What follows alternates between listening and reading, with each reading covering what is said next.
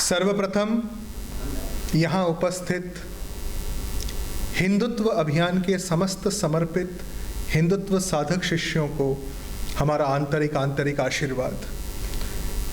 जैसा आप सब जानते हैं, हर 2 महीने में एक बार हिंदुत्व अभियान के प्रति समर्पित 100 चुनिंदा शिष्यों को हम इसी कक्ष में संबोधित करते हैं।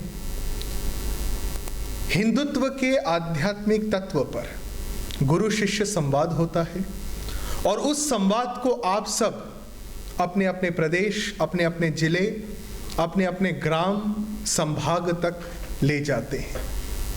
आज यहाँ पर हरियाणा के बहुत ही अंदरूनी क्षेत्रों से शिष्य आए हुए हैं, राजस्थान से शिष्य आए हुए हैं, दिल्ली के कोने कोने से शिष्य आए हुए हैं, समस्त वर्ग समस्त समाज से लोग आए हुए हैं। और आज के समागम का उद्देश्य क्या है कि आज जो गीता रहस्य का तत्व यहां से अभिव्यक्त होगा, वह न केवल आप आत्मसात करेंगे, अपितु आज से ही अपने अपने समाज वर्ग क्षेत्र में उसका विस्तार करेंगे। इस उद्देश्य को ध्यान में रखकर आइए पहले हम सब अपने भीतर निहित कृष्ण तत्व से जुड़ें और फिर गीता रहस्य ग्रहण करने योग्य बने। मेरा आप सबसे निवेदन है, नवचरण गायत्री साधना के लिए तैयार हो जाएं। सब अपने अपने नेत्र बंद करें, रीढ़ की हड्डी बिल्कुल सीधी कर लें।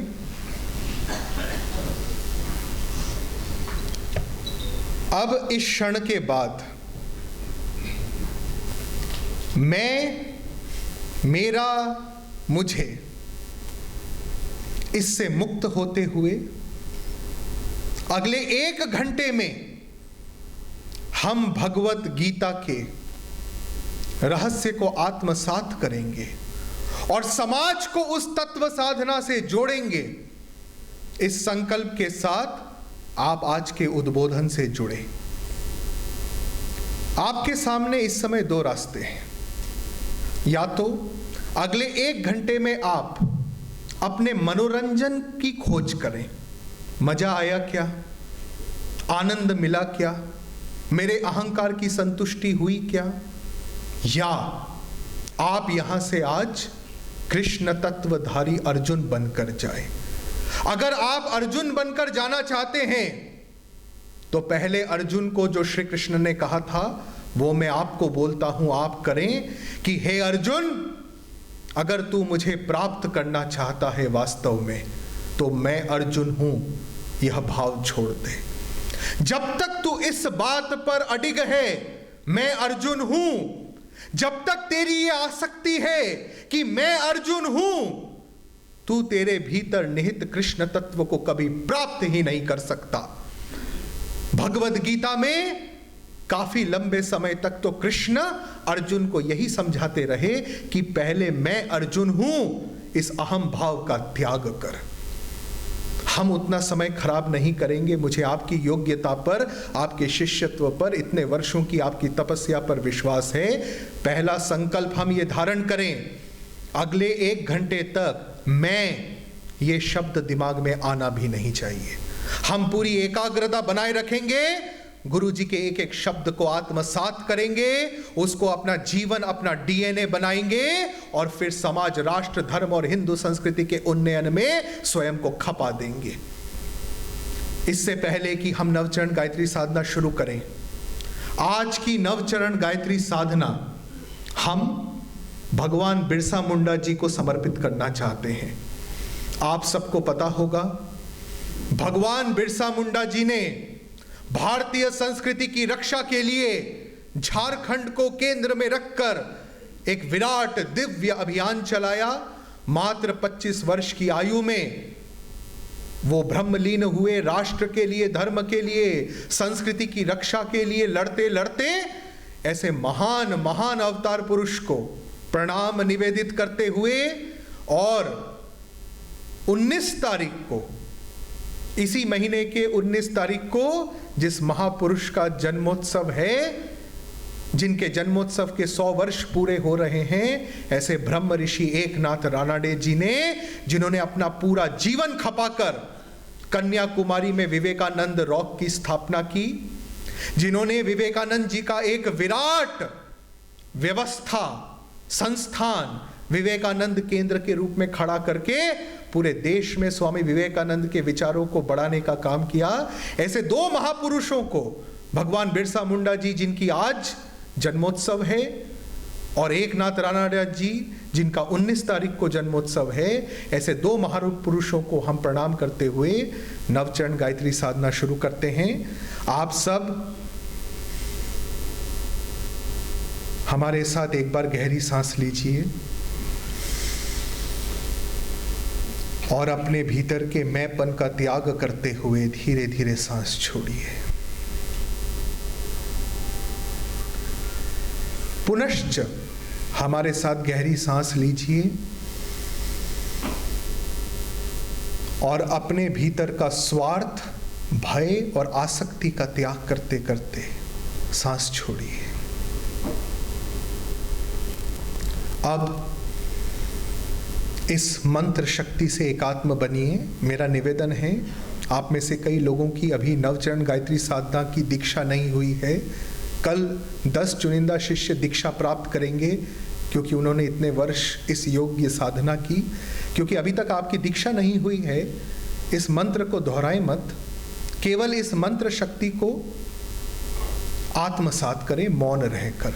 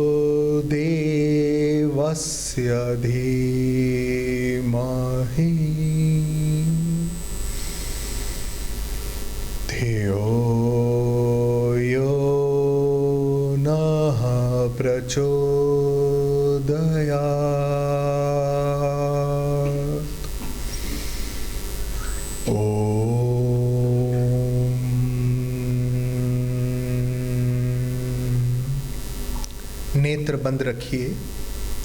गीता रहस्य को समझने के लिए हम योग्य बन सके, इसलिए आइए पहले हम ये संकल्प लें कि अगले 1 घंटे तक हम गुरु जी के एक एक शब्द को आत्मा में उतारेंगे। हम ये एनालिसिस नहीं करेंगे कि मैंने तो गीता इतनी बार पढ़ के रखी है, मुझे तो इतना ज्ञान पहले से ही है, देखूं गुरुजी क्या बोलते हैं, फिर मैं मनी मन सोचूंगा मैं क्या बोलता। इस प्रकार के बौद्धिक नाटकों से ऊपर उठकर, अहंकार की कुश्ती से ऊपर उठकर, अपने भीतर के मैंपन से मुक्त होकर पूर्ण शिष्य भाव से गीता रहस्य धारण करें।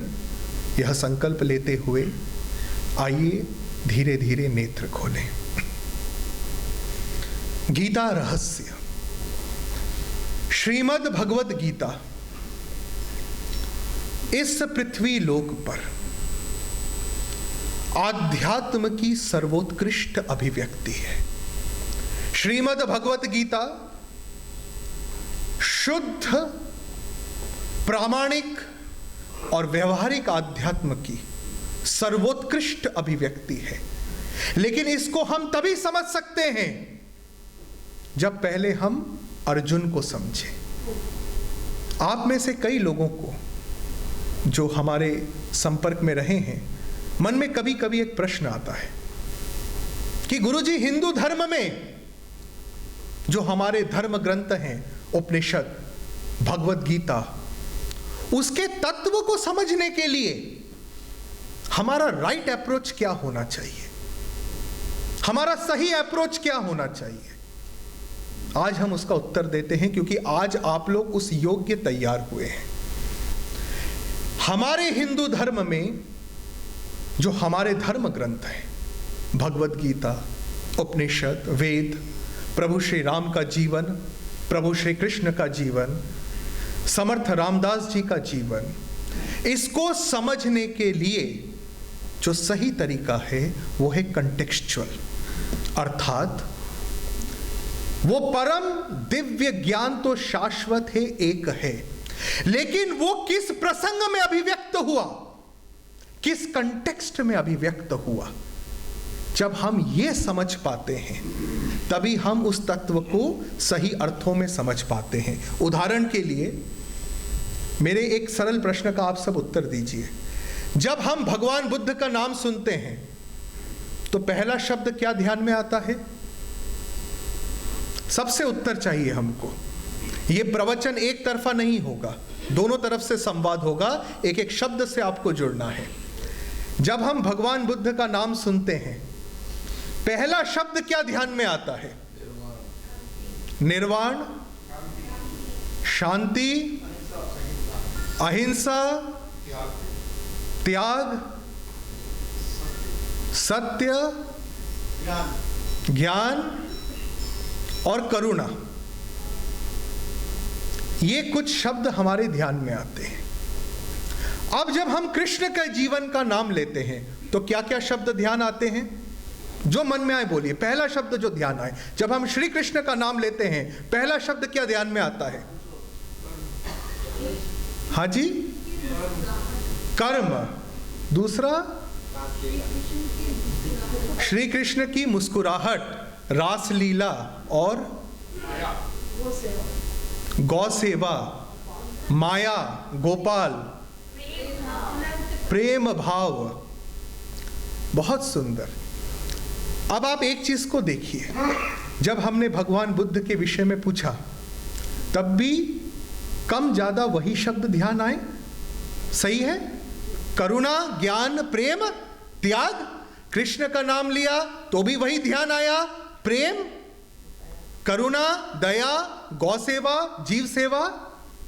अब इस प्रश्न पर मुझे गहरे में उत्तर सोच के बताइए, क्या भगवान बुद्ध ने कभी कोई युद्ध लड़ा था? लड़ा था? क्या प्रभु श्री कृष्ण ने बार बार युद्ध लड़ा था? नहीं। किसने कहा? इतना तो पता होना चाहिए, श्री कृष्ण का जीवन पूरा ही युद्धमय रहा।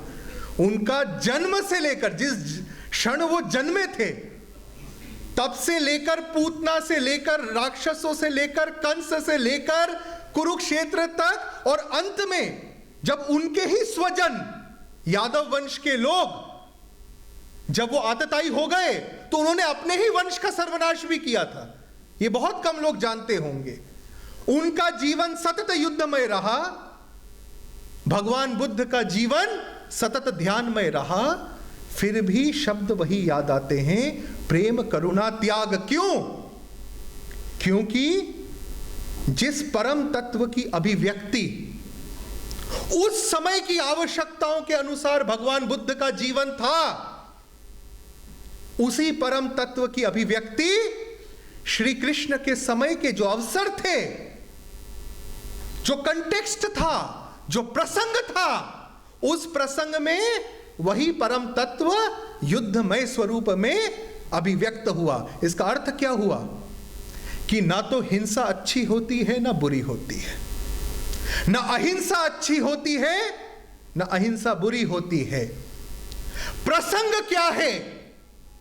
और यहां से हम गीता रहस्य का उद्घोष शुरू करते हैं। गीता समझना हो तो सबसे पहले एक श्लोक समझना बहुत जरूरी है।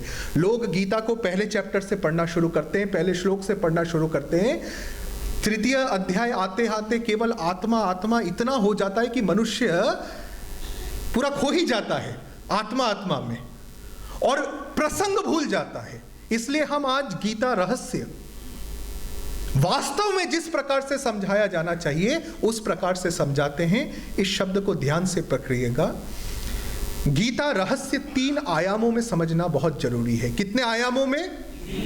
एक एक करके आयाम आप दोहराना, समझने का प्रयास करना, क्योंकि गुरुजी रटा रटाया ज्ञान देते नहीं। गुरुजी ने गीता को अपने जीवन में जिस स्वरूप में जाना, साधना में सिद्ध किया और जिया, जिससे ये पूरा हिंदुत्व अभियान निकल कर आया, उस साधना के अनुभव हम आपके साथ बांटेंगे। गीता को 3 आयाम में समझा जा सकता है और हम एक एक प्रवचन में एक एक आयाम लेंगे। पहला आयाम है, मेरे साथ दोहराइएगा, कर्तव्य बोध। दूसरा आयाम है, और समझते जाइए गहराई से, जिनको थोड़े भारी हिंदी शब्दों से दिक्कत है उनके लिए हम हल्के शब्द भी बाद में बता देंगे, पर जो सही शब्द है वो समझना जरूरी है। पहला आयाम क्या हुआ? कर्तव्य का अर्थ क्या होता है इंग्लिश में?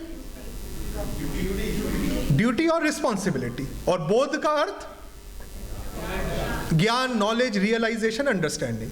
ठीक है, तो पहला हो गया कर्तव्य बोध। दूसरा है तत्व बोध।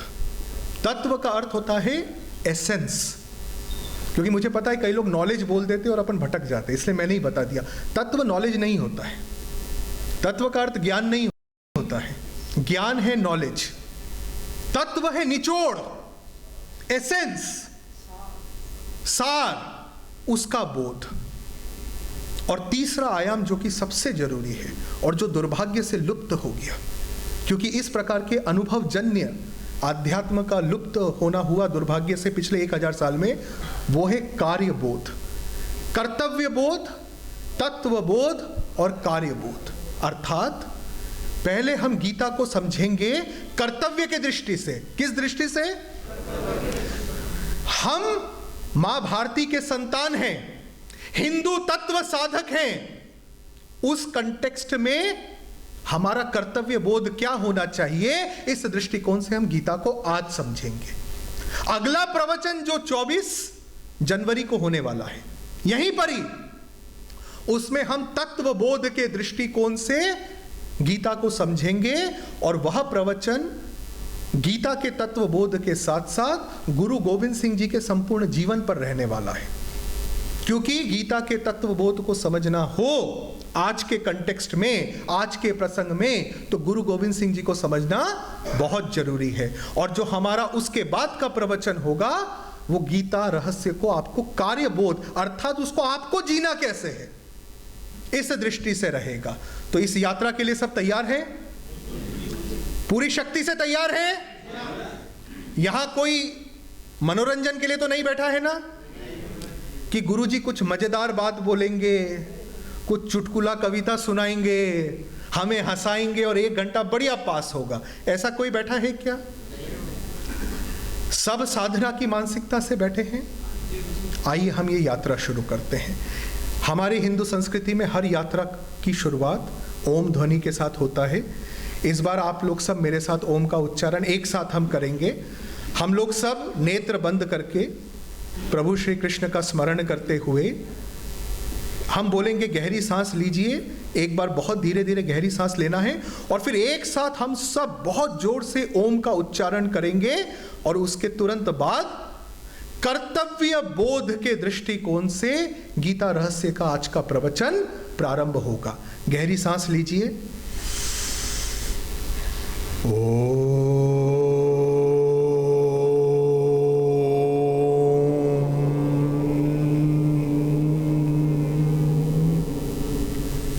नेत्र खोलिए, प्रवचन प्रारंभ होता है। इसी एकाग्रता से सुनिएगा। कर्तव्य बोध के दृष्टिकोण से जो सबसे प्रासंगिक श्लोक है गीता में, उसके उच्चारण से हम आज का प्रवचन शुरू करते हैं। परित्राणाय साधूनां विनाशाय च दुष्कृतां। हम इस श्लोक का सिर्फ पूर्व भाग ले रहे हैं। प्रभु श्री कृष्ण ने अर्जुन को यह कर्तव्य बोध कराया। क्या बोध कराया? परित्राणाय साधूनां विनाशाय च दुष्कृतां। इसका अर्थ क्या होता है और इसमें इतना गहरा अध्यात्म क्या है? प्रभु श्री कृष्ण कहते हैं, सदैव सतर्क रहो। प्रभु श्री कृष्ण कहते हैं सदैव सतर्क रहो। प्रभु श्री कृष्ण अर्जुन को प्रारंभ में बोलते हैं, परित्राणाय साधूनां विनाशाय च दुष्कृताम, अर्थात एक सच्चा हिंदू तत्व साधक सदा सर्वदा राष्ट्र के प्रति, धर्म के प्रति और संस्कृति के प्रति सतर्क रहता है। एक सच्चा हिंदुत्व साधक किसके प्रति सतर्क रहता है? राष्ट्र के प्रति, धर्म के प्रति, संस्कृति के प्रति। आइए हम अपना जीवन टटोल के देखें कि ऐसा है भी। हम सब ने कभी ना कभी पिछले 2-3 सालों में पढ़ा था, सुना था कि पश्चिम बंगाल में और आसाम में बांग्लादेश से राष्ट्र विरोधी, मानवता विरोधी शक्तियां अवैध घुसपैठ के माध्यम से भारत में घुस रही है। ये सबने पढ़ा था कि नहीं पढ़ा था? सबने पढ़ा था कि नहीं पढ़ा था? जोर से हाँ या ना? पढ़ा था। एनडीटीवी से लेकर जी न्यूज तक विविध मीडिया चैनल्स पर इस पर डॉक्यूमेंट्री भी आ चुकी है 2-3 साल में। आई है कि नहीं आई है? कितने लोगों ने सच्चे दिल से यह प्रयास किया कि आसाम में, पश्चिम बंगाल में अगर राष्ट्र विरोधी योजना के तहत अवैध घुसपैठ कराया जा रहा है ताकि भारतीयों की जनसंख्या घटती चली जाए आसाम, बंगाल में, वहां पर अवैध निर्माण के माध्यम से राष्ट्र विरोधी आतंकवादी शक्तियों को आगे बढ़ाया जा सके, यह हम सब ने 2-3 वर्षों में पढ़ा। इस पर कार्य करने का कितनों ने सोचा आप में से? बहुत अच्छा, एकमात्र शक्ति ने सोचा। बाकी जिन्होंने नहीं सोचा उन्होंने, आपने सोचा बिल्कुल। जिन्होंने नहीं सोचा उन्होंने क्या सोचा होगा मैं बताता हूं। यहां से गीता रहस्य शुरू होता है। उन्होंने ये सोचा होगा, मैं अकेला करके आ सकता हूं। सोचा है कि नहीं सोचा है? मैं अकेला करके आ सकता हूं। एक एक शब्द को ध्यान से समझिएगा, यहां से गीता रहस्य अब उठेगा। मैं अकेला करके आ सकता हूं। बात यहां से शुरू होती है। मैं गृहस्थ हूं, मुझे अपना घर चलाना है, सुबह 9 बजे ऑफिस जाना है, शाम को 5 बजे मुझे ऑफिस से आना है। मैं कर क्या लूंगा? ये आता है मन में? ये असहायता का भाव मन में आता है कि नहीं आता है? हेल्पलेसनेस का भाव आता है कि नहीं आता है? जिसको आता है वो तब भी ठीक है, लेकिन बहुत बड़ा वर्ग क्या हो गया है आज आपको बताएं? जैसे ही किसी टीवी चैनल पे यह तत्व दिखाया जाएगा, तुरंत चैनल चेंज, एमटीवी पे गाना सुनना शुरू कर देंगे। कौन लोड ले? होता है कि नहीं होता है? आप ऐसे वर्ग से परिचित है कि नहीं? सब जोर से बोले। ऐसे वर्ग को जागृत करने का तत्व है गीता। ये बात सबको समझ में आई? गीता किस वर्ग के लिए लिखी गई अब समझ में आया? गीता उस वर्ग के लिए लिखा गया है जो सो नहीं रहा, सोने का नाटक कर रहा है, जो अज्ञानी नहीं है, अज्ञानी बने रहना चाहता है। हम क्यों भार ले? ये तो बीएसएफ का काम है, ये तो आर्मी का काम है। यही सुनने को मिलता है कि नहीं आपको? हां या ना? आप सबका ये अनुभव हुआ है कि नहीं हुआ है? अब आइए आप श्री कृष्ण के जीवन से जुड़िए। मैं एक एक शब्द को आज की परिस्थिति से आपके हृदय में उतारना चाहता हूं ताकि आपको यह स्पष्ट हो जाए कि कल सुबह से आपका जीवन कैसा होना चाहिए, ताकि आप में कृष्ण जागृत हो, आप में अर्जुन जागृत हो। पहली बात और सबसे महत्व की बात आप ये समझिएगा, हमारी हिंदू संस्कृति के जितने भी ग्रंथ हैं वो इसलिए हैं कि वो तत्व आप में जागृत हो सके। कोई अगर रामायण पढ़े ये सोचकर कि ये किसी और की कहानी है तो वो सही है कि गलत है? बिल्कुल सही, वो गलत है। रामायण जब आप पढ़ो, इस संकल्प के साथ पढ़ो कि मुझे राम बनना है, मुझे राम तत्व अपने में जागृत करना है। प्रभु श्री राम को किसी ने कहा नहीं था कि तुम्हें रावण को मारना है। अयोध्या भारत के नक्शे में कहां है? अपन नॉर्थ में बोल सकते हैं। नॉर्थ में अगर आप विंध्याचल को एक रेखा मान लो, उत्तर प्रदेश कहां पर है? अयोध्या कहां पर है? नॉर्थ में। और हमारा श्रीलंका कहां है? साउथ में। उसके बीच में इतने राज्य थे। राम जी सोच सकते थे ना, फलाने राज्य का हेडेक है, मैं क्यों चिंता करूं? प्रभु श्री राम ने चिंता की। प्रभु श्री राम ने इसलिए चिंता की कि जिस व्यक्ति में आध्यात्म जागृत है, वो राष्ट्र, धर्म और संस्कृति पर अगर खतरा मंडराए, वो कभी शांत बैठ ही नहीं सकता। He can never be indifferent। एक सच्चा आध्यात्मिक व्यक्ति कभी उदासीन हो ही नहीं सकता। जब जब यदा यदा ही धर्मस्य ग्लानिर्भवति भारत अभ्युत्थानम धर्मस्य तदात्मानम सृजाम्यहम्। इसका भी लेकिन हमारे पाखंडी लोगों ने बड़ा अच्छा अर्थ निकाला। क्या निकाला पता है? अधर्म का विकास होने दो, तो श्री कृष्ण को ठेका दिया हुआ है कि वो जन्म लेंगे और इसको दूर करेंगे, तो अपन बीच में पड़ो ही क्यों? ये हमारे पाखंडी लोगों ने बहुत सुंदर इंटरप्रिटेशन किया। इसका वास्तविक अर्थ आपको पता है क्या है? कि जब जब भी, ध्यान से समझना, जब जब भी आपको अपने राष्ट्र, अपने हिंदू धर्म और हिंदू संस्कृति में अधर्म का उदय होता दिखे, अपने आप से प्रश्न करो, मुझ में क्या कमी है? क्योंकि अगर आप में कमी नहीं है, अगर आप, आपका समाज, आपका राष्ट्र धर्म के प्रति सजग और सतर्क है, आसुरिक संस्कृति का उदय हो ही नहीं सकता। ये बात सबको समझ में आई? एक बार मेरे साथ दोहराइए। अगर मैं जागृत हूं तो, अगर मैं जागृत हूं तो,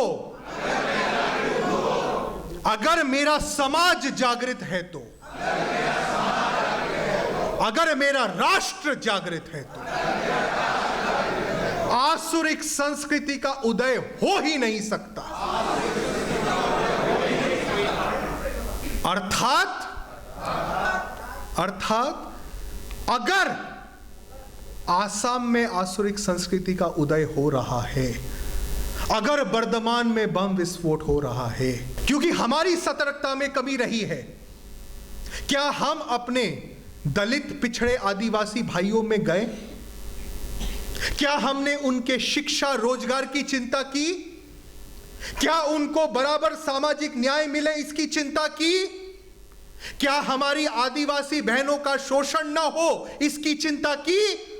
अगर नहीं की, अगर दिल्ली में बैठ के मैं, मेरा, मुझे, मेरी मर्सिडीज, मेरे पड़ोसी के पास ऑडी आ गई है, मुझे भी एक ऑडी लेना ही पड़ेगा, अगर हम इसमें पड़े रहे, जो समाज अपने अंतिम व्यक्ति की चिंता नहीं करता, उसके साथ नहीं रहता, उसके सुख को अपना सुख, उसके कष्ट को अपनी पीड़ा नहीं मानता, वह समाज का पतन होना तय है। क्योंकि उसका कमजोर वर्ग ऐसे आसुरिक संस्कृति का ग्रास बनेगा ही। मुझे एक बात बताएं, प्रभु श्री राम के समय जो आसुरिक शक्तियां थी, वो किस पर सबसे पहले हमला करती थी? महात्माओं पर। यह दिखाता है कि हमने रामायण कितनी कम पढ़ी हुई है। यह हमारा माइंडसेट दिखाता है। मैं सुनना चाहता था ये उत्तर। अगर आप एक बार भी ढंग से रामायण पढ़ें, पहला प्रसंग आता है मरीच शूरपंखा के संदर्भ में कि वो वानरों पे आक्रमण करते थे। आप कोई पढ़ के देखिएगा। असुर वानरों को खाते थे। जब वानर कमजोर पड़ते गए तो अगला केंद्र कौन बना? ऋषि मुनि। आप समझे बात को? अगर आप अपने समाज के दलित, पिछड़े, शोषित, घुमंतु, वंचित समाज की चिंता नहीं करेंगे तो अगला टारगेट कौन होगा आसुरिक शक्ति का? आप स्वयं होंगे, समृद्ध वर्ग होगा। इसलिए प्रभु श्री राम ने 14 वर्ष का उत्तर भारत से दक्षिण भारत की पदयात्रा की। कई लोग कहते हैं गुरुजी वो तो रावण को उनको मारना था इसलिए की। तो 14 साल लगते हैं क्या रावण को मारने में? वो तो अयोध्या की सेना लाते 14 दिन में मार देते। उन्होंने 14 साल में से 13 साल 13 इयर्स इस दलित, शोषित, वंचित आदिवासी वर्ग को सशक्त करने में अपना जीवन लगाया। आप सब जो शिष्य यहां बैठे हैं, आपने अभी अभी घुमंतु समाज में शुरू हुआ अपने हिंदुत्व अभियान का प्रकल्प देखा?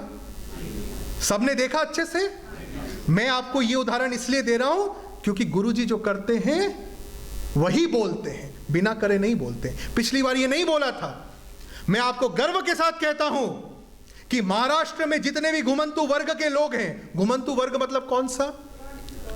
जब आप कभी छोटे शहरों में जाते होंगे तो आपको रोड के बगल में प्लास्टिक का एक छोटा सा टेंट लगाकर 10-12 भूखे नंगे कुपोषित बच्चे घूमते देखते होंगे और आप उनको ऐसे देख के निकलते होंगे कि तो ठीक है, जैसे वो पेड़ है, वो कुत्ता घूम रहा है, ऐसे ये बच्चे भी घूम रहे हैं। ये होता है, पर क्योंकि आपके गुरुजी गीता रहस्य को जीते हैं, आपके गुरुजी ने उस वर्ग में शिक्षा प्रकल्प, स्वरोजगार प्रकल्प, सशक्तिकरण प्रकल्प और उन पर जो प्रशासन का अत्याचार होता था उसके विरुद्ध प्रकल्प खड़े करके आज उनको सम्मानजनक स्थिति पर गुरुजी ने, हिंदुत्व अभियान ने, हिंदुत्व अभियान के उन साधक शिष्यों ने जो आपके बीच में ही बैठे हैं, जिनका आपकी ही तरह दिल्ली में व्यवसाय है, लेकिन अपने व्यवसाय से समय निकालकर वो गुरुजी के मार्गदर्शन में मंडला जाते हैं, झारखंड जाते हैं, महाराष्ट्र जाते हैं, आदिवासी समाज, घुमंतु समाज के कल्याण में लगे रहते हैं।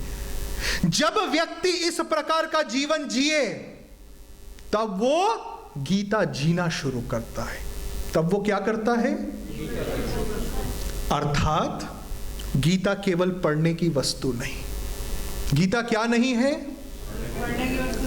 गीता जीने की वस्तु है। प्रभु श्री कृष्ण ने गीता का ज्ञान अर्जुन को कहां पर दिया था? कहां पर दिया था?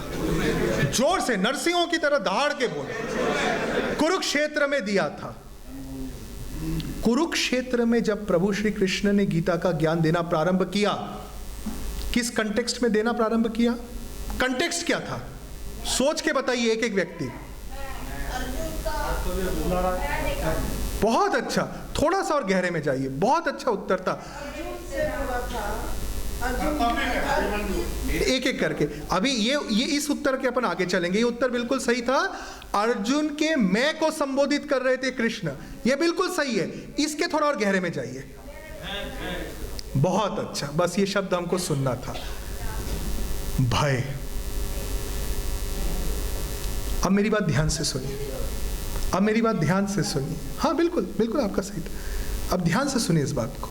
जब हम बोलते हैं कि हम अपने मैंपन के ऊपर उठेंगे, इसका अर्थ क्या है? ये जेब से मैं निकाला और ऐसे फेंक दिया, या हमने यहां बोल दिया गुरुजी हम मैंपन का निश्चित त्याग करेंगे और त्याग हो जाएगा क्या? पहले ये तो समझो कि मैंपन अभिव्यक्त किस रूप में होता है। बिल्कुल सही, मैंपन या अहंकार केवल 2 रूप में अभिव्यक्त होता है। पहला है स्वार्थ और दूसरा है भय। स्वार्थ आपको बंधी बनाता है। क्या बनाता है? बंधी। और भय आपको खत्म कर देता है। स्वार्थ मतलब क्या?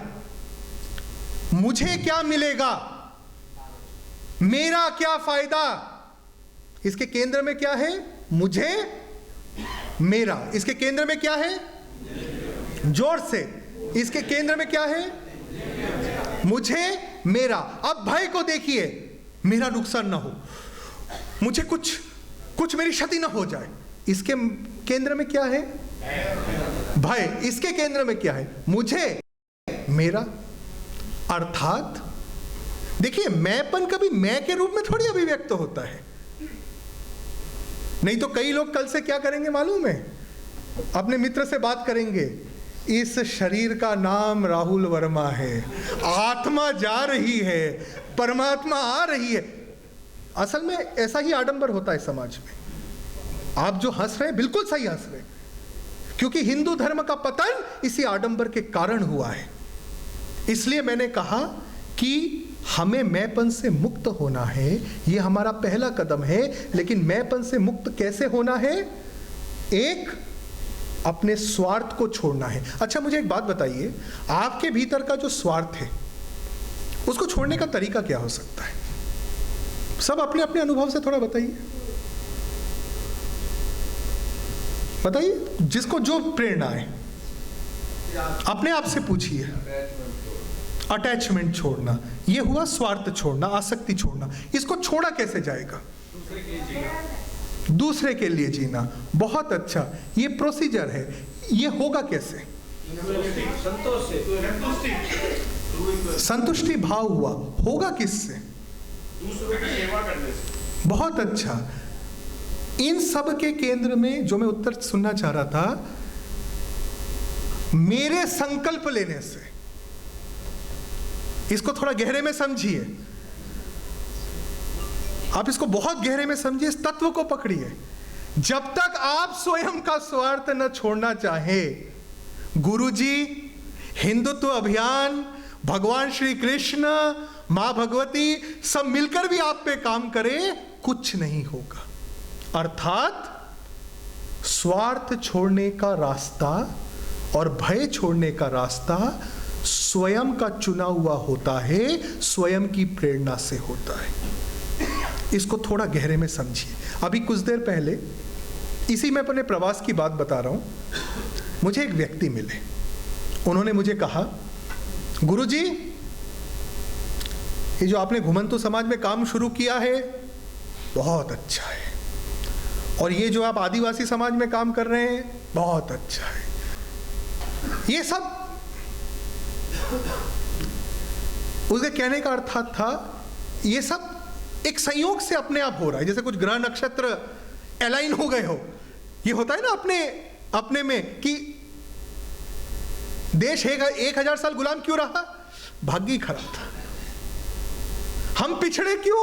योगी खराब था। हम गुलाम क्यों हुए?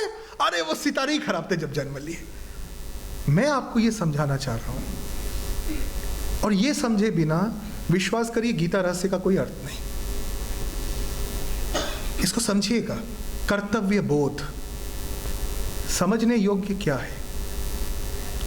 आपको अपने भरोसे, अपनी जिम्मेदारी पे, अपने संकल्प से, अपनी प्रेरणा से अपना स्वार्थ छोड़ना होगा। इसके बदले आपको कुछ नहीं मिलेगा। आपके बिना संकल्प के, आपके बिना दृढ़ निश्चय के, आपका स्वार्थ कोई छुड़वा नहीं सकता। नेत्र बंद करें। ये आप अपने आप से बोलिए, आप किसी को नहीं सुना रहे। गीता रहस्य के कर्तव्य बोध को समझने के लिए मुझे पहला काम ये करना है, अपनी जिम्मेदारी पर, क्योंकि मैं चाहता हूं, जिसकी पूरी जिम्मेदारी मुझ पर है, अपने संकल्प से मैं स्वार्थ छोड़ता हूं। बहुत अच्छा। अब नेत्र खोल लीजिए। अब दूसरा आयाम, प्रभु श्री कृष्ण। अच्छा, मैं एक चीज पूछना चाहता हूं, जिसने नहीं भी पढ़ा हो एक गेस करिए, ठीक है? सही गलत की चिंता मत करिए, लेकिन इस तत्व से जुड़िएगा। गीता में सबसे ज्यादा बार प्रभु श्री कृष्ण ने किन 3 शब्दों का उपयोग किया है? थोड़ा समझ लीजिए। गीता में सबसे ज्यादा बार बार हर अध्याय में, हर प्रसंग में, हर श्लोक में प्रभु श्री कृष्ण ने 3 कौन से शब्दों का सबसे ज्यादा उच्चारण किया है? कर्म, धर्म, मैं, युद्ध। अब मैं बताता हूं, आपको आश्चर्य होगा। वो 3 शब्द हैं और इसी क्रम में ध्यान से समझिएगा। आसक्ति, अहंकार, क्रोध। अगर आप गीता पढ़ेंगे हर तीसरे श्लोक में, हर चौथे श्लोक में प्रभु श्री कृष्ण जो भी बोलते हैं उसके पहले ये बोलते हैं, जब तुम अपनी आसक्ति के बाद क्या बोला था हमने? अहंकार। और उसके बाद क्या बोला था? जब तुम अपनी आसक्ति, जब तुम अपना अहंकार, जब तुम अपना क्रोध छोड़ोगे, हे अर्जुन तुम मुझे प्राप्त करोगे। ध्यान से समझना, जब तुम अपनी आसक्ति, जब तुम अपना अहंकार, जब तुम अपना क्रोध छोड़ोगे, अर्जुन तुम्हें समझ में आएगा कि आत्मा अनश्वर है। हे अर्जुन, जब तुम अपनी आसक्ति, जब तुम अपना अहंकार, जब तुम अपना क्रोध छोड़ोगे, तब तुम ये जान पाओगे कि सारे तत्व मुझ में हैं। छंदों में मैं गायत्री हूं, सेनापतियों में मैं कार्तिकेय हूं। श्लोक कोई भी हो, प्रभु श्री कृष्ण प्री कंडीशन क्या लगाते हैं? क्या लगाते हैं? जब तुम अपनी आसक्ति छोड़ोगे मतलब स्वार्थ, जब तुम अपना अहंकार छोड़ोगे, मैंपन, उसमें दोनों बात आ गई, स्वार्थ और भय, और जब तुम अपना क्रोध छोड़ोगे। अब आपके मन में एक प्रश्न उठ सकता है कि गुरुजी, मैंपन, स्वार्थ, भय में तो सब आ गया, क्रोध छोड़ने का मतलब क्या है? क्रोध छोड़ने का मतलब यह है क्या कि हम एकदम डब्बू बन जाएं, सामने अन्याय हो तो भी रिएक्ट ना करें, हम ऊर्जा विहीन होकर बैठ जाएं? नहीं, क्रोध छोड़ने का अर्थ होता है कि आप स्ट्रेटेजिकली प्रिपेयर्ड बने। ये शब्द पर थोड़ा ध्यान दीजिएगा, इसको हमको आपको आज बहुत गहरे में समझाना है। Be strategically prepared. Strategically prepared का मतलब क्या होता है? एक व्यक्ति जो स्वयं के कर्तव्यों को जानता है, एक व्यक्ति जो स्वयं के प्रति, राष्ट्र के प्रति और धर्म के प्रति सतर्क रहता है, एक व्यक्ति जो निस्वार्थ, निर्भीक और निरहंकार भाव से राष्ट्र साधना, हिंदुत्व साधना करता है, वो कभी भी बिना किसी मुद्दे के बैठे बिठाए क्रोधित होगा ही नहीं। अब दूसरे चरण का जो संकल्प है वो हमारे साथ दोहराइए। राष्ट्र हित में, धर्म हित में, हिंदू संस्कृति हित में, निश्चित ही मुझे बलिदान देना पड़े तो मैं राग, द्वेष, आसक्ति से ऊपर उठकर स्वयं का बलिदान देने के लिए तत्पर रहूंगा। अब आप नेत्र खोल लें। जो दूसरा चरण है वो केवल और केवल भय पर मैं बोलने वाला हूं। भय का अर्थ क्या होता है आपको पता है? भय उत्पत्ति कहां से होती है? भय की उत्पत्ति होती है जब आपको अपने जीवन का ध्येय ज्ञात ना हो। उत्पत्ति कहां से होती है? भय की उत्पत्ति कहां से होती है? जब हमें अपने जीवन के उद्देश्य का पता ना हो। मुझे एक बात बताइए, जो हमारे जवान मिलिट्री में हैं, उनको तो पता है युद्ध में जाएंगे तो मर भी सकते हैं, वो डरते हैं क्या? क्योंकि उनको उद्देश्य पता है। और उससे भी बड़ी बात, उनको उस उद्देश्य में पूर्ण विश्वास है।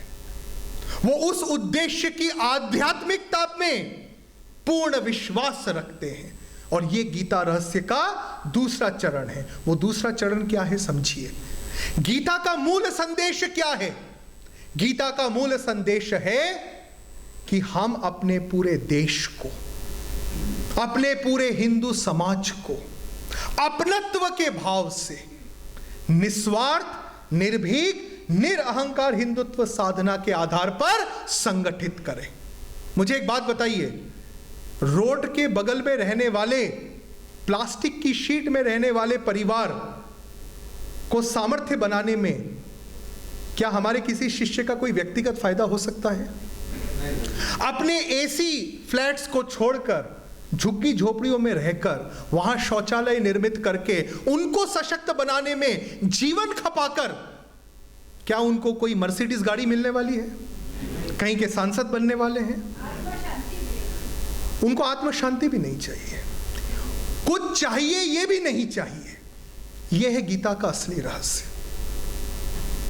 एक बात को ध्यान से समझिएगा, जब हम आईआईटी से बीटेक कर रहे थे, इसको बहुत गहरे में समझिएगा, शायद आज ही आप में से बहुतों का बहुत बड़ा आध्यात्मिक उन्नति हो जाए। ये कंफ्यूजन बहुतों को है, मुझे पता है।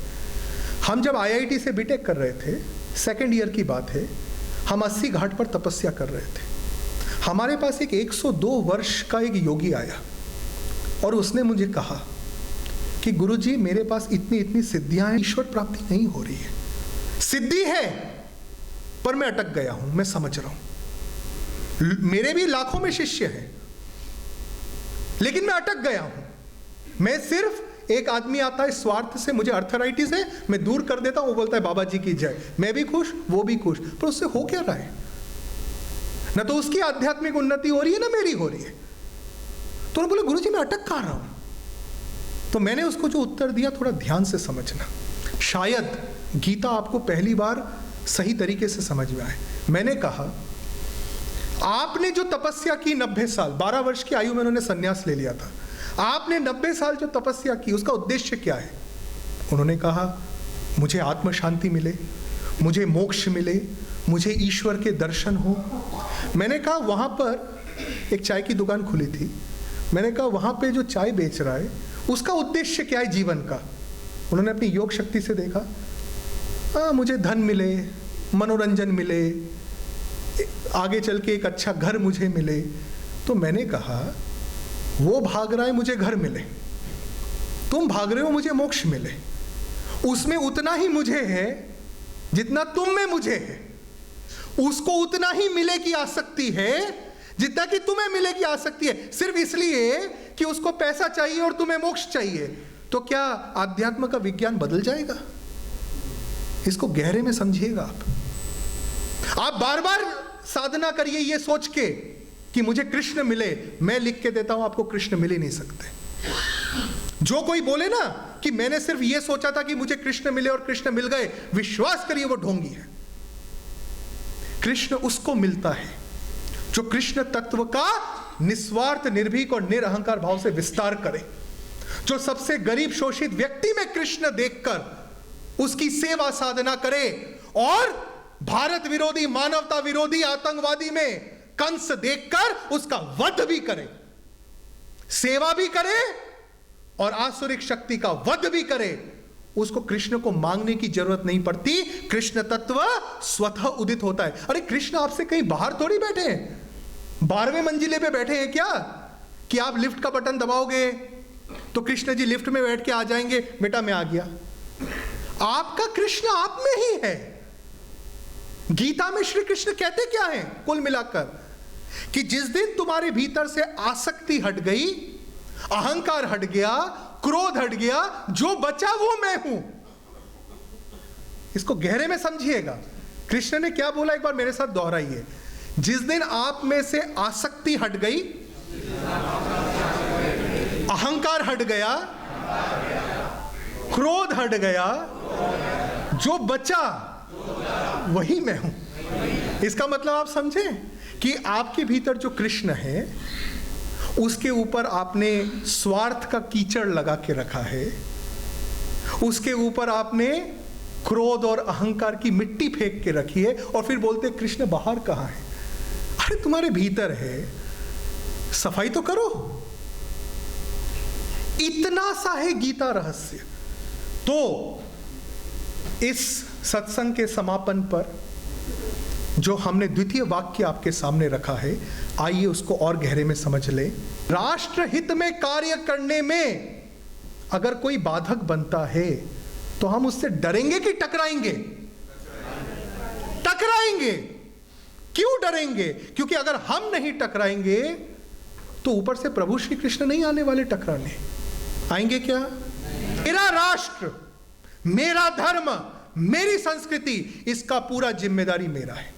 आर्मी का नहीं है, बीएसएफ का नहीं है, सरकार का नहीं है, प्रधानमंत्री का नहीं है। आजकल तो कुछ लोग बोलने भी लगे, गुरुजी आप क्या चिंता, अपन ने प्रधानमंत्री चुन दिया ना, इतना बढ़िया वोट डाल दिया, अरे एक व्यक्ति सब फ्रंट पे लड़ लेगा, यह आपकी सोच है, और आप बैठ के टीवी देखोगे। ये जो सोच है आलस्य की, उदासीनता की, भय की, प्रभु श्री कृष्ण कहते हैं हे अर्जुन तुम इस पर विजय प्राप्त करो। अर्जुन इतना बड़ा युद्ध वीर था, उसके पांव कुरुक्षेत्र में डगमगाए क्यों, मैं आपसे पूछना चाहता हूं। ऐसा तो नहीं कि उसके पहले उसने कभी युद्ध नहीं लड़ा था, उसके पांव क्यों डगमगाए?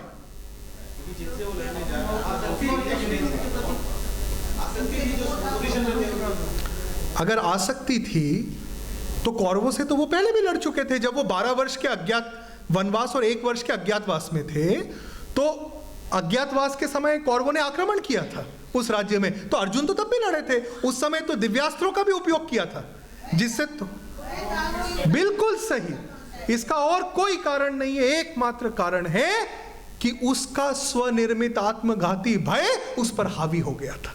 इसका कोई लॉजिक नहीं है। मैं आपको बिल्कुल स्पष्ट कर दूं, इसका कोई लॉजिक नहीं है, क्योंकि लॉजिक होता तो गीता को आत्मसात करके फिर लड़ते ही क्यों? अगर इसका कोई लॉजिक होता तो गीता का आत्मसात करके वो युद्ध को जारी क्यों रखते? इसका कोई लॉजिक नहीं था। गीता का कर्तव्य बोध 2 तत्वों में निहित है, ध्यान से समझिएगा। आप अपने संकल्प से, अपने स्वार्थ से मुक्त हो।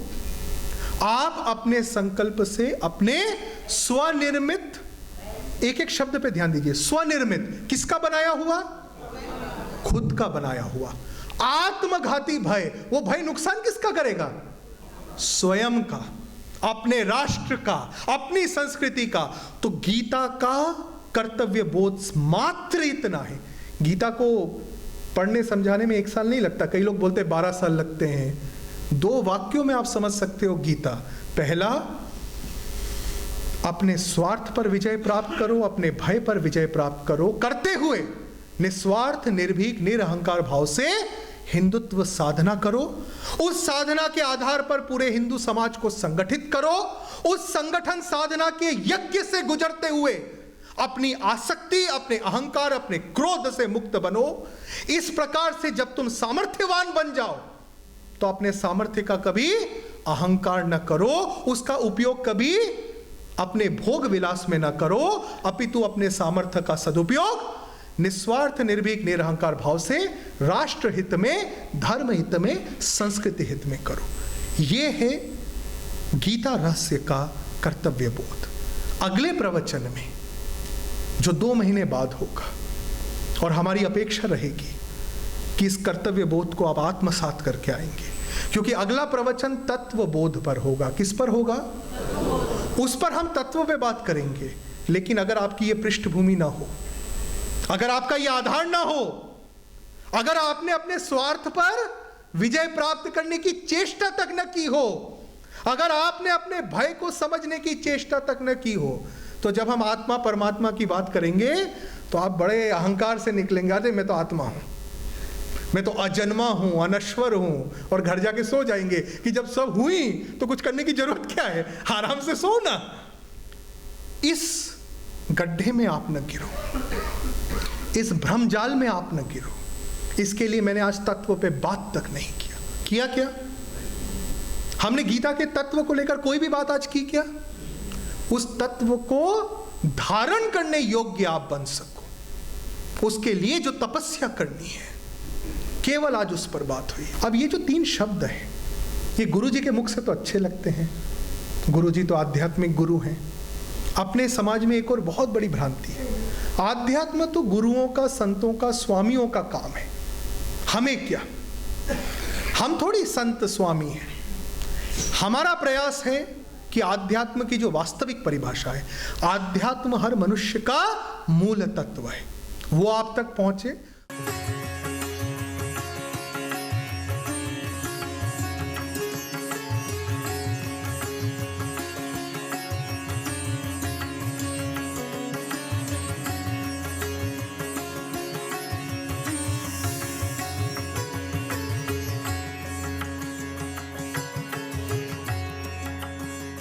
परम पूज्य राष्ट्र ऋषि श्री लाहिड़ी गुरुजी वर्तमान युग के सर्वप्रबुद्ध एवं सर्वोन्नत आध्यात्मिक गुरु हैं। श्री लाहिड़ी गुरुजी ने IIT से बीटेक करने के पश्चात रिस्क मैनेजमेंट में उच्चतम शिक्षा प्राप्त की एवं वर्तमान में आप एक बहुराष्ट्रीय कंपनी में मैनेजिंग कंसल्टेंट के रूप में भी पदस्थ हैं। श्री लाहिड़ी गुरुजी ने अपना संपूर्ण जीवन निस्वार्थ, निर्भीक, निरहंकार हिंदू तत्व साधना हेतु समर्पित किया है। श्री लाहिड़ी गुरुजी हिंदू तत्व साधना को परिभाषित करते हुए कहते हैं कि स्वयं को सामर्थ्यवान बनाते हुए अपने सामर्थ्य का उपयोग निस्वार्थ, निर्भीक, निरहंकार रूप से हिंदू समाज के आध्यात्मिक, सामाजिक, आर्थिक, राजनैतिक, बौद्धिक एवं सांस्कृतिक विकास हेतु करना, जिससे कि राष्ट्र का समग्र विकास किया जा सके, यही धर्म राष्ट्र संस्कृति साधना हिंदू तत्व साधना है, जिसकी अभिव्यक्ति स्वरूप श्री लाहिड़ी गुरुजी ने विश्वव्यापी हिंदुत्व अभियान का गठन किया है। इस आध्यात्मिक साधना की पूर्ति हेतु हिंदुत्व अभियान अंतर्गत अनेक प्रकल्प आयोजित होते हैं, जैसे कि शिक्षा व तकनीकी अनुसंधान प्रकल्प, जिसके अंतर्गत एंटरप्रेन्योरशिप व तकनीकी कौशल के साथ सांस्कृतिक व आध्यात्मिक शिक्षा प्रदान की जाती है। हिंदू समाज के वंचित एवं पिछड़े वर्ग के समग्र उत्थान हेतु दलित, आदिवासी व अति पिछड़ा समाज कल्याण प्रकल्प, जिसके अंतर्गत सामाजिक व आर्थिक सशक्तिकरण हेतु कई सेवा साधना प्रकल्प आयोजित होते हैं। उदाहरण हेतु पूर्वी भारत सशक्तिकरण साधना एवं अखिल भारतीय आदिवासी सशक्तिकरण साधना, जिसके अंतर्गत झारखंड, छत्तीसगढ़, उड़ीसा, बिहार, मंडला क्षेत्र के पिछड़े समाज के समग्र विकास हेतु सेवा प्रकल्प आयोजित होंगे। कृषि सशक्तिकरण प्रकल्प, जिसके अंतर्गत राष्ट्रव्यापी किसान सम्मेलन आयोजित होते हैं। महिला सशक्तिकरण प्रकल्प, जिसके अंतर्गत गांव-गांव शिविरों के माध्यम से महिलाओं को उनके विकास में भागीदारी प्रदान की जाती है।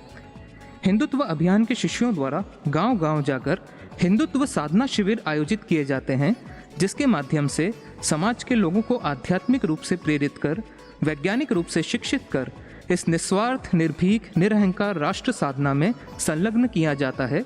साथ ही हिंदू समाज को संगठित कर समाज से जातिवाद, भाषावाद, प्रांतवाद, राजनीतिक गुटवाद व हर प्रकार की भेदजनक कुरीतियों को समाप्त किया जाता है तथा राष्ट्र धर्म से जुड़ी अन्य समस्याओं का भी निवारण किया जाता है। उदाहरण स्वरूप हिंदुत्व अभियान द्वारा पाकिस्तान से विस्थापित हिंदू शरणार्थी परिवारों की सहायता हेतु राहत शिविर आयोजित किए गए थे। इसी प्रकार भारत के पिछड़े क्षेत्रों में हिंदू समाज के समग्र विकास हेतु हिंदुत्व साधना शिविर आयोजित किए जा रहे हैं। इन प्रकल्पों के द्वारा हिंदू समाज की समस्त समस्याओं के निवारण हेतु व समग्र सशक्तिकरण हेतु प्रशासन की उचित योजनाएं निर्मित हो व सही प्रकार से उनका क्रियान्वयन हो। इस हेतु हिंदुत्व अभियान पंचायत स्तर से लेकर राजनीति के उच्चतम स्तरों के नेतृत्व को भी संलग्न कर रहा है। यह सभी सेवा साधना प्रकल्प भारत के सभी राज्यों में, विशेषकर मध्य प्रदेश, राजस्थान, हरियाणा, दिल्ली, उत्तर प्रदेश, झारखंड, उड़ीसा, छत्तीसगढ़, कर्नाटक, आंध्र प्रदेश व कई अन्य राज्यों में आयोजित किए जाते हैं। यह हिंदुत्व अभियान हम सभी का अभियान है। राष्ट्र ऋषि श्री लाहिड़ी गुरुजी की इस दिव्य राष्ट्र साधना से प्रभावित होकर हिंदुत्व अभियान के इन प्रकल्पों से असंख्य लोग जुड़ रहे हैं एवं अपना सर्वस्व जीवन आहुतित कर रहे हैं। आप सभी जो भी इस निस्वार्थ, निर्भीक, निरहंकार हिंदुत्व साधना एवं भारत के दलित, आदिवासी, घुमंतु, पिछड़ा समाज के हर व्यक्ति को हिंदुत्व से एकात्म कर, सशक्त कर इस महान राष्ट्र साधना को सिद्ध करना चाहते हैं, वे अवश्य ही हिंदुत्व अभियान साधना में सहभागी बने तथा इस भगीरथी साधना में जुड़कर धर्म, राष्ट्र, संस्कृति के प्रति अपने दायित्वों को निभाएं। आप अपना योगदान हिंदुत्व अभियान के बैंक अकाउंट में चेक, डीडी अथवा डायरेक्ट ट्रांसफर से कर सकते हैं। बैंक अकाउंट नाम हिंदुत्व अभियान, बैंक अकाउंट नंबर 336040707348, भारतीय स्टेट बैंक, माधव नगर शाखा, Ujjain, Madhya Pradesh, IFSC code SBIN 0001309। Hindutva अभियान के बैंक अकाउंट में धनराशि योगदान पूर्ण रूपेण स्वैच्छिक रहेगा एवं वापसी प्रतिदेय और हस्तांतरणीय नहीं होगा।